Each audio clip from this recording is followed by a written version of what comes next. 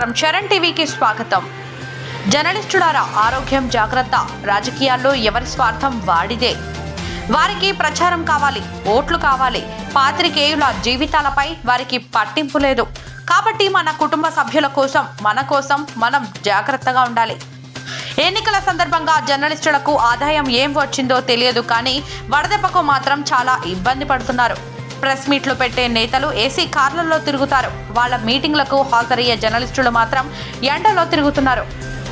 మీరు పెట్టే సభలు, మీడియా సమావేశాల కోసం ద్విచక్ర వాహనాలపై తిరిగే జర్నలిస్టులకు కూడా కార్లు ఏర్పాటు చేయడం ఆయా పార్టీల అభ్యర్థులు బాధ్యతగా భావించండి.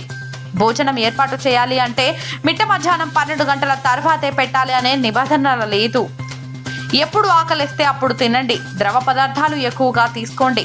నెత్తిన టోపీ తప్పక ధరించండి. విపరీతమైన ఎండవేడి నేపథ్యంలో ఉదయం 11 గంటల లోపు ముగిసేలా మీడియా సమావేశాలు ఏర్పాటు చేస్తే శ్రేయస్కరం. ఆయా పార్టీల నాయకులు, పోటీ చేసే అభ్యర్థులు ఆ దిశగా ఆలోచన చేయండి.